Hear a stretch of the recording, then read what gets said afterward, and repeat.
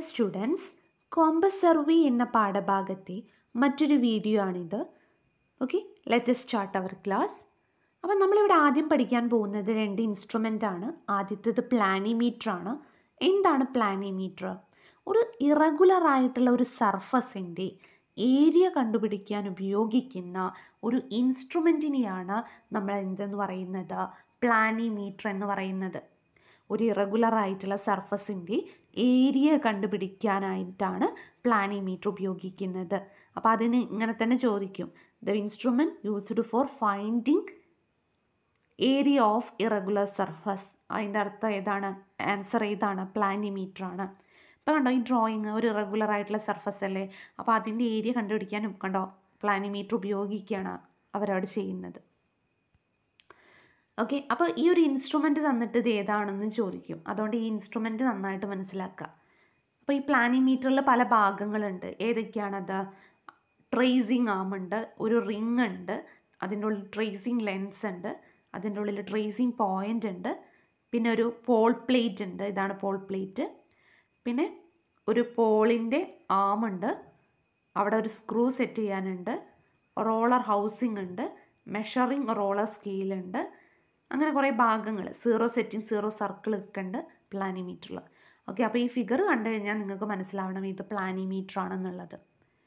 Okay, അപ്പോൾ അത് ഈ ഭാഗങ്ങൾ കണ്ടോ, tracing arm, anchor arm, tracing point, hinge, wheel, disc, adjusting screw, magnifier, ഇതൊക്കെ പ്ലാനിമീറ്ററിൻ്റെ ഭാഗങ്ങളാണ്. അടുത്തത് പെൻറ്റാഗ്രാഫാണ്. പെൻറ്റാഗ്രാഫ് എന്ന് പറഞ്ഞാൽ ഒരു ഡ്രോയിങ്ങിനെ റെഡ്യൂസ് ചെയ്യാനും എൻലാർജ് ചെയ്യാനും ഉപയോഗിക്കുന്ന ഇൻസ്ട്രുമെൻ്റാണ് പെൻറ്റാഗ്രാഫ്. എന്താണ്? ഒരു ഡ്രോയിങ്ങിൻ്റെ സ്കെയിൽ വ്യത്യാസപ്പെടുത്താൻ, അതായത് അതിനെ വലുതാക്കാനും ചെറുതാക്കാനും ഉപയോഗിക്കുന്ന ഇൻസ്ട്രുമെൻ്റാണ് pantograph. Pantograph is apparatus for making enlarge or reduced drawing. Okay, അപ്പോൾ ഇതിന് രണ്ടിൻ്റെ ഫങ്ഷൻ ഇമ്പോർട്ടൻ്റ് ആണ്, ഓർക്കും. പിന്നെ ഈ ഒരു ഫിഗർ തന്നിട്ട് എന്താണെന്ന് ചോദിക്കും. അടുത്തത് ഡിപ്പാണ്. അപ്പോൾ എന്താണ് ഡിപ്പ്? ഡിപ്പ് എന്ന് പറഞ്ഞാൽ ഒരു മാഗ്നറ്റിക് നീഡിൽ, ഇത് നിങ്ങൾ പഠിച്ചേക്കാം, ഒരു മാഗ്നറ്റിക് നീഡിൽ ഹൊറിസോണ്ടലുമായി ഉണ്ടാക്കുന്ന ഇൻക്ലിനേഷനെയാണ് നമ്മൾ ഡിപ്പ് എന്ന് പറയാം. ഇതാണ് നിങ്ങളിവിടെ അറിഞ്ഞിരിക്കേണ്ടത്. എന്താണ് ഡിപ്പ് എന്ന് പറഞ്ഞാൽ? എന്താണ്? ഒരു കാന്തസൂചി അല്ലേ, അത് ഹൊറിസോണ്ടലുമായിട്ട് ഉണ്ടാക്കുന്ന ആംഗിളാണ് ഡിപ്പ്. ഇതാണ് കാന്തസൂചി.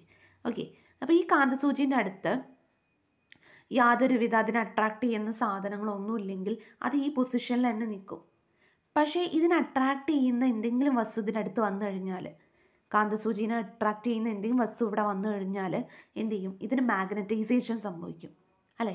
അപ്പോൾ അതെന്തോ താഴത്തോട്ട് ഡിഫ്ലക്ട് ചെയ്യും. ഓക്കെ, അപ്പോൾ അങ്ങനെ ഡിഫ്ലക്റ്റ് ചെയ്യുന്ന മാഗ്നറ്റിക് നീഡിലും ഹൊറിസോണ്ടലും തമ്മിലുണ്ടാക്കുന്ന ആംഗിളാണ് ഡിപ്പ് എന്ന് പറയുന്നത്. അപ്പോൾ നിങ്ങൾ അതിൻ്റെ ഡെഫിനേഷനാണ് നന്നായിട്ട് മനസ്സിലാക്കേണ്ടത്. The inclination of magnetic needle with horizontal is called dip. അപ്പോൾ ഡിപ്പിൻ്റെ വാല്യൂ എല്ലാ ഭാഗത്തും ഒരുപോലെയല്ല.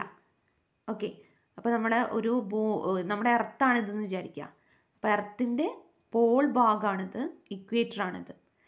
പോളിൽ നമ്മുടെ ഡിപ്പിൻ്റെ വാല്യൂ 90 ഡിഗ്രിയാണ്. ഇനിയിപ്പോൾ ഇക്വേറ്ററിലാണെങ്കിൽ ഡിപ്പിൻ്റെ വാല്യൂ എത്രയാണ്?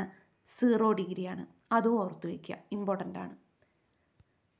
ഓക്കെ, അടുത്തത് മാഗ്നറ്റിക് ഡിക്ലിനേഷൻ. എന്താണ് മാഗ്നറ്റിക് ഡിക്ലിനേഷൻ? ഇമ്പോർട്ടൻ്റ് ആണ്, വെരി വെരി ഇമ്പോർട്ടൻ്റ് ആണ്. അപ്പോൾ ഇതെന്ന് പറഞ്ഞാൽ the horizontal angle between magnetic meridian and true meridian. Magnetic മെറിഡിയനും ട്രൂ മെറിഡിയനും തമ്മിലുണ്ടാക്കുന്ന ആംഗിളാണ് മാഗ്നറ്റിക് ഡിക്ലിനേഷൻ എന്ന് പറയുന്നത്. മാഗ്നറ്റിക് മെറിഡിയനും ട്രൂ മെറിഡിയനും തമ്മിലുണ്ടാക്കുന്ന ആംഗിൾ, അതാണ് നമ്മുടെ മാഗ്നറ്റിക് ഡിക്ലിനേഷൻ എന്നത്. ഓക്കെ, അപ്പോൾ ഇത് ഡിക്ലിനേഷൻ രണ്ട് ടൈപ്പ് ഉണ്ട്. ഈസ്റ്റിലോട്ടാണ് ഡിഫ്ലക്റ്റ് ചെയ്യുന്നതെങ്കിൽ അത് ഈസ്റ്റ് ഡിക്ലിനേഷൻ, വെസ്റ്റിലോട്ടാണ് ഡിഫ്ലക്റ്റ് ചെയ്യുന്നതെങ്കിൽ അത് വെസ്റ്റ് ഡിക്ലിനേഷൻ. കണ്ടോ, അപ്പോൾ ഇവിടെ എന്താണ് നമുക്കറിയാം, ഇതാണ് ഈസ്റ്റ് അല്ലേ, ഇതാണ് വെസ്റ്റ്. അപ്പോൾ ഡിക്ലിനേഷൻ ഈസ്റ്റിലോട്ടല്ലേ പോയത്, അതുകൊണ്ട് അത് ഈസ്റ്റ് ഡിക്ലിനേഷൻ. ഇനിയിപ്പോൾ ഡിക്ലിനേഷൻ വെസ്റ്റിലോട്ടാണ് പോയതെങ്കിൽ അത് വെസ്റ്റ് ഡിക്ലിനേഷൻ. ഇനി അടുത്തത് വേരിയേഷൻ ഇൻ ഡിക്ലിനേഷൻ ആണ്. അപ്പോൾ ഡിക്ലിനേഷൻ എല്ലായിടത്തും ഒരുപോലെയല്ല. അത് ഓരോ ടൈമിനും അനുസരിച്ച് ഓരോ പ്ലേസിനനുസരിച്ച് മാറിക്കൊണ്ടിരിക്കും. അപ്പോൾ അതിൻ്റെ വേരിയേഷൻ, 2 ടൈപ്പ് വേരിയേഷനാണ് നമ്മുടെ ഡിക്ലിനേഷനുള്ളത്. റെഗുലർ വേരിയേഷനും ഉണ്ട്, ഇറഗുലർ വേരിയേഷനും ഉണ്ട്. റെഗുലർ വേരിയേഷൻ എന്ന് പറഞ്ഞാൽ അതിന് പല കാറ്റഗറീസ് ഉണ്ട്. അതായത് അതന്നെ സെക്കുലർ വേരിയേഷൻ ഉണ്ട്, ആനുവൽ വേരിയേഷൻ ഉണ്ട്, ഡയോറിനൽ വേരിയേഷൻ ഓർ ഡെയിലി വേരിയേഷൻ ഉണ്ട്. അതിലാദ്യത്തേത് സെക്കുലർ വേരിയേഷനാണ്.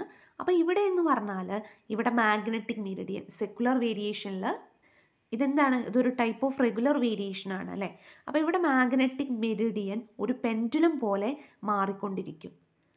ഓക്കെ, അപ്പോൾ അതാണ് ഇവിടെ സെക്കുലർ വേരിയേഷനിലെ പ്രത്യേകത. The magnetic Meridian swing like A pendulum. It swing in one direction for long period and gradually come to rest when the swing is in opposite direction. Okay, അപ്പോൾ ഇതെന്താണ്, magnetic Meridian ഒരു pendulum പോലെ swing ചെയ്യുകയാണ്. അതാണ് secular ആയിട്ടുള്ള variation എന്ന് പറഞ്ഞത്. അടുത്തത് ആനുവൽ വേരിയേഷൻ. ഒരു വർഷത്തിൽ ഉണ്ടാവുന്ന വേരിയേഷനാണ് ആനുവൽ വേരിയേഷൻ. അതായത് നമ്മുടെ മാഗ്നറ്റിക് ഡിക്ലിനേഷൻ വർഷത്തിലുണ്ടാവുന്ന വേരിയേഷനാണ് ആനുവൽ വേരിയേഷൻ എന്ന് പറയുന്നത്. ഓക്കെ, ഇനിയിപ്പം ദിവസം ഉണ്ടാകുന്ന വേരിയേഷൻ, അതായത് നമ്മുടെ മാഗ്നറ്റിക് ഡിക്ലിനേഷന് ദിവസം ഉണ്ടാകുന്ന വേരിയേഷനെയാണ് ഡയോറിനൽ വേരിയേഷൻ ഓർ ഡെയിലി വേരിയേഷൻ. ഒരു ഡേയിൽ ഉണ്ടാകുന്ന വേരിയേഷനാണ് ഡൈലോറിനൽ അല്ലെങ്കിൽ ഡെയിലി വേരിയേഷൻ. അപ്പം നമ്മൾ പറഞ്ഞു 2 ടൈപ്പ് വേരിയേഷൻ ആണുള്ളത്, റെഗുലറും ഇറഗുലറും. അതിൽ റെഗുലറിൽ വരുന്നതാണ് secular variation, annual variation, diurnal variation. ഇനി അടുത്ത് ഇറഗുലർ വേരിയേഷനാണ് നമുക്ക് പറയാനുള്ളത്. അതായത് ഇതിന് കാരണം മാഗ്നറ്റിക് സ്റ്റോം, എർത്ത് ക്യുക്ക്, അതേപോലെ തന്നെ അതായത് ഭൂമികുലുക്കം, അഗ്നിപർവ്വത സ്ഫോടനം, അതൊക്കെയാണ് ഇറഗുലർ വേരിയേഷന് കാരണമാവുന്നത്. അപ്പോൾ ഇത് കാരണം നമ്മുടെ മാഗ്നറ്റിക് ഡിക്ലിനേഷന് ചേഞ്ച് സംഭവിക്കാം. ഓക്കെ, ഇത്രയാണ് നമുക്കുള്ളത്. Thank you.